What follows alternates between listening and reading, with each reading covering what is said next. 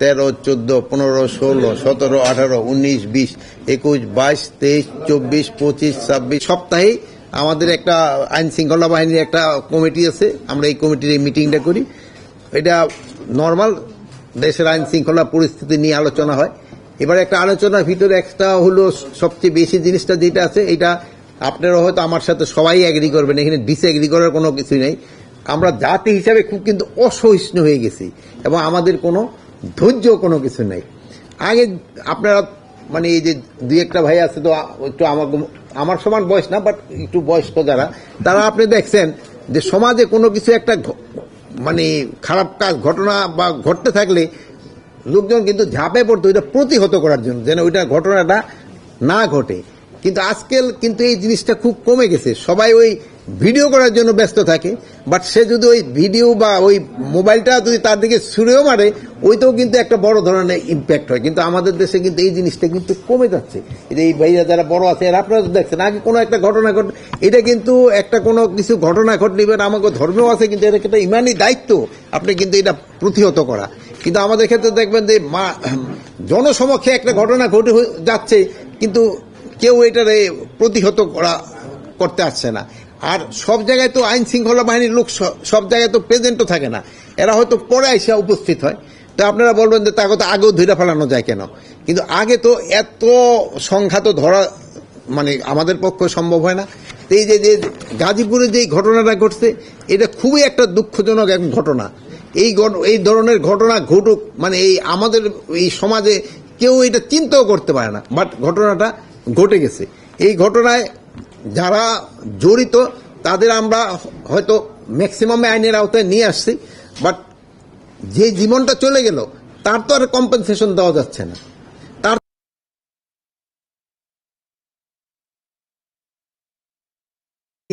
ধৈর্য হয় এবং একটু অসহিষ্ণু না হয়, এটা কিন্তু একটু কমে। তাই এরা যারা এটা অন্যায় করছে, আপনাদের হয়তো গাজীপুরের কমিশনারও এটার ক্ষেত্রে ব্রিফ করছে এবং তাদের আমরা কিন্তু আইনের আওতায় ম্যাক্সিমামে কিন্তু নিয়ে আসা হয়েছে এবং এইগুলিরে যেন শাস্তি ভালোভাবে পায়, এই জন্য যত ধরনের ব্যবস্থা করার আমরা করব। বাট জিনিসটা খুবই দুঃখজনক, মানে যে চলে গেল তার তো আমরা কোনো কম্পেনসেট করতে পারবো না, একটা জীবন কিন্তু চলে গেল। আর একটা পাবলিক চার্টার একটা আইনও আছে কিন্তু, যেখানে কিন্তু জনগণেরও কিন্তু এটা প্রতিকার করার কথা। কিন্তু আমাদের এই পাবলিক চার্টার আইনটা কিন্তু আমরা আস্তে আস্তে কিন্তু ভুলে যাচ্ছি।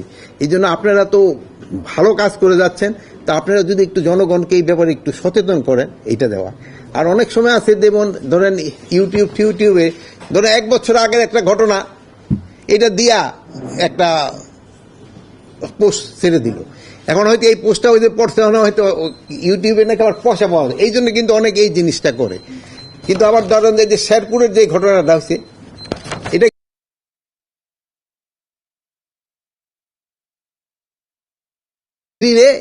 এখানে আবার নাতিনেরও ছবি ভিডিও করতে, আরে নাতি তুই তো তোর নানির আগে বাঁচাইতে যাবি, ওটা না যায় সে ভিডিও করলে সে হয়তো পয়সা রোজগার করার জন্য করতে। তো এইটা দেখেন তো আমাদের যে সমাজের অবক্ষয়টা কত জায়গায়। তার নানিরে মেরে ফেলতে যাচ্ছে, কিন্তু নাতির কোনো বিকার নাই, সে হলো তার পয়সা রোজগার করার জন্য সে ব্যস্ত, যে এটা ইউটিউবে ছাড়বো, এটা করে ছাড়বো। এইটার জন্য যে আমরা এখন কি করবো, এটা আমার সমাজবিজ্ঞান এরা তো ভালো বলতে পারবে যে এইটার জন্য আমাদের কি করা উচিত। বাট আমাদের কিন্তু এই যেহেতু বাচ্চাদের এইগুলি সম্বন্ধে আমাকে কিন্তু ট্রেনিং দেওয়া দরকার, যে বাবা এই সবগুলি না করে তোমরা এটার প্রতিহত না, যদি সে নানারে যদি ওই নাতিরা যদি একটু চিল্লাইতো এই তুমি নানির এরকম, কিন্তু আমাদের বাংলাদেশে এরকম কোনো বাড়ি নাই যেটা একেবারে আওয়াজ করলে শোনা না যায়, সব জায়গায় থাকে। এইগুলির দিকে একটু খেয়াল রাখতে হবে আর কি। তো আমি নিজেও পার্সোনালি এবং এই হিসাবেও খুবই দুঃখিত যে এই গাজীপুরের এই ঘটনাটার জন্য।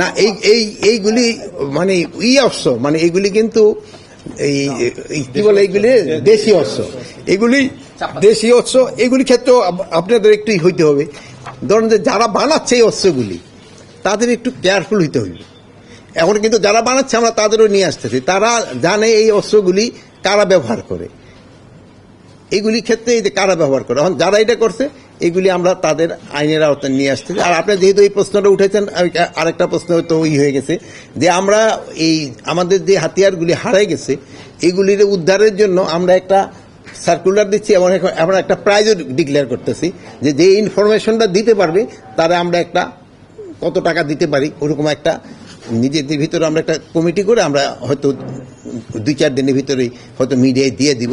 যদি আপনারা কেউ খবর দিতে পারেন তবে ওই ওই ওই পুরস্কারটা সে পাবে। মানে বুঝলাম না, 700 কত রাজধানী মৎস্য বুঝি আমার নাই না, যেহেতু বিভিন্ন জায়গা থেকে হারাইছে একজন করে। গাজীপুরের ঘটনাটা স্যার স্পষ্ট হচ্ছে ভিডিও ফুটেজে স্যার, এরপরে স্যার এটা কি 7 দিন বা 14 দিনের মধ্যে স্যার এটা কি চার্জশিট দেওয়া সম্ভব না স্যার? আমরা চার্জশিটটা যত দ্রুত দেওয়ার আমরা চেষ্টা করতেছি, যত দ্রুত দেওয়ার যায় আমরা চার্জশিটটা দ্রুত দিয়ে দিব, যেহেতু আরো কয়েকটা কিন্তু আসামি ধরা বাকি রয়ে গেছে।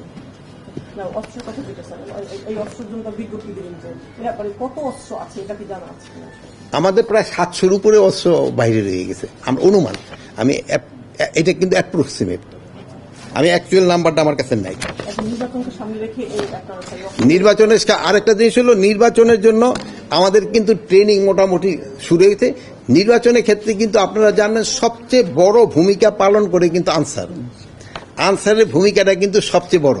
এবার আমরা আরেকটা জিনিসও করতেছি, অন্যান্য সময় আমাদের থাকে না কি জানি বলে ওই প্রিজাইডিং অফিসারের সাথেও কিন্তু আমরা একজন হাতিয়ার সহ আনসার দিয়ে, অনেক সময় দেখেন যে প্রিজাইডিং অফিসারে অনেক সময় করে অ্যাটাক করতে যায়, এই জন্য ওনারাও আমরা কিন্তু একটা হাতিয়ার সহ ওনার একটা আমরা ওই গার্ড ব্যবস্থা করতেছি, যেন ওনারাও কেউ যেন কোনো রকমের কিছু না করতে পারে, মানে ওই ইলেকশনের পিরিয়ডে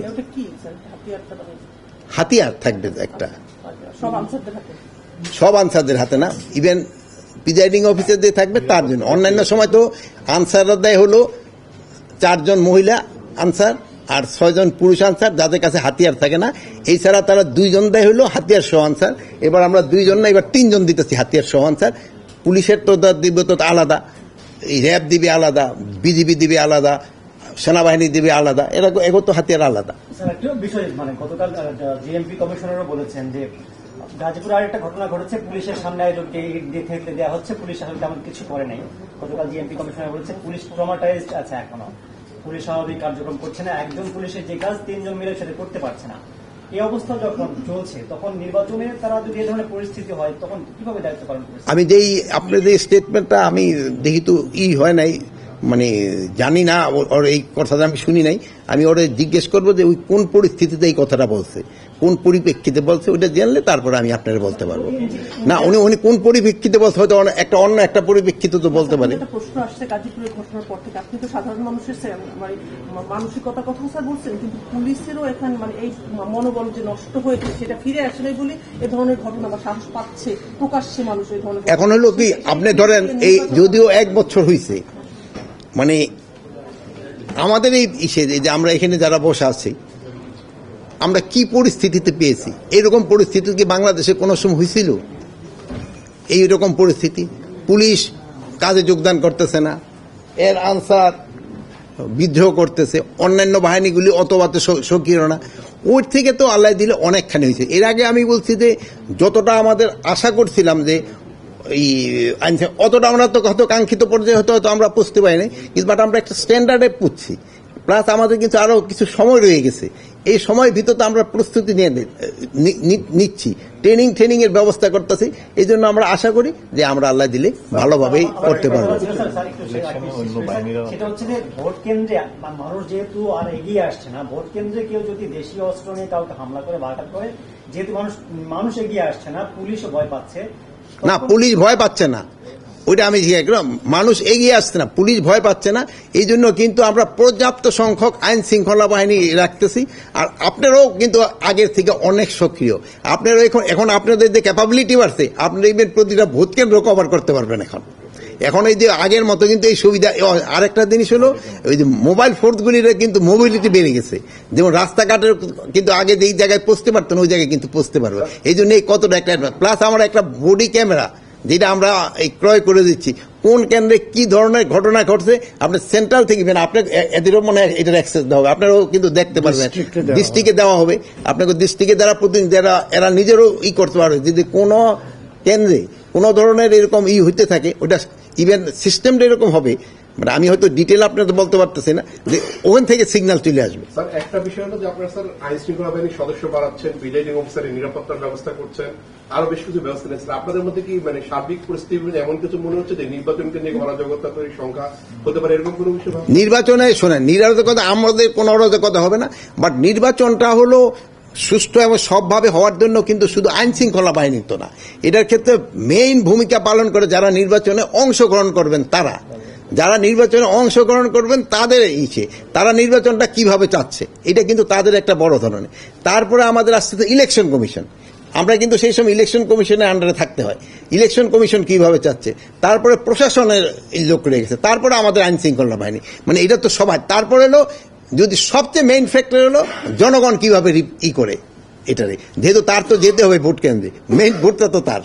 নির্বাচন কতটা সুষ্ঠু হবে স্যার, স্বরাষ্ট্র উপদেষ্টা হিসেবে সেই দায় কিন্তু আপনার উপর আসবে।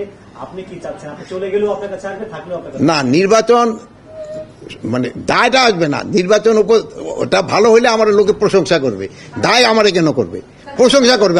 আমি এরকম ভাবে একটা নির্বাচন করে দিতে যাচ্ছি যেন লোকজন আপনারা যেন প্রশংসা করেন, দেখা হইলে যেন বলে ভাই কেমন আছেন, যেন আপনারা মুখ ঘুরে না নেন, এইটাই আমি চাচ্ছি।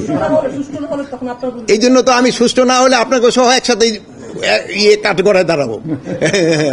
আচ্ছা স্যার, আপনি নির্বাচন লজিস্টিকের জন্য যে কেনা হচ্ছে এগুলোর জন্য আপনার বাজেট কত বাজেট দিয়ে? এই বাজেট তো আমরা এখন বাজেট তো ইলেকশন কমিশন থেকে দিবে। নির্বাচনের জন্য বাজেট কিন্তু স্বরাষ্ট্র মন্ত্রণালয় দেয় না, নির্বাচনের বাজেট ইসেদের দেখা দেয়, এই ক্ষেত্রে ইসেরা দেয়, এই কি বলে ফিনান্স দিবে ইলেকশন কমিশনে, আর ইলেকশন কমিশন এই খরচটার জন্য আমাদের কিছু টাকা দিবে। আরেকটা জিনিস হলো আপনাকে আরেকটা খবর জানাই যে বর্ডার গার্ডের যে ইন্ডিয়ান যে বর্ডার গার্ড ডিজি, ওনার এখানে একটা ভিজিট আছে, মানে ওই যে আমাদের যে নর্মালি হয় ওনার হলো 25 থেকে 28 আগস্ট উনি আবার আসতে আসতে, যেহেতু আমাকে প্রতি 6 মাস পর পর যে হয়, এটা তাদের ওই বিভিন্ন ওই আলাপ করার জন্য। হ্যাঁ, নির্বাচন সামনে রেখে দেশে আইন শৃঙ্খলা পরিস্থিতি কিছুটা অস্থিতিশীল হচ্ছে, আপনি মনে করেন? না না না, চারদিকে যেটা হচ্ছে এটা কোনো নির্বাচনের ইয়ের জন্য না, নির্বাচন যেন ভালোভাবে হয় এই জন্য সবাই চেষ্টা করবো, আপনাকে অনুরোধ করবো আপনারাও ভালোভাবে কভার দিবেন, তা নির্বাচনটা খুব ভালো হবে। এটা সবাই সহজে, ব্যাংক তো জনগণ, জনগণের জন্য সব,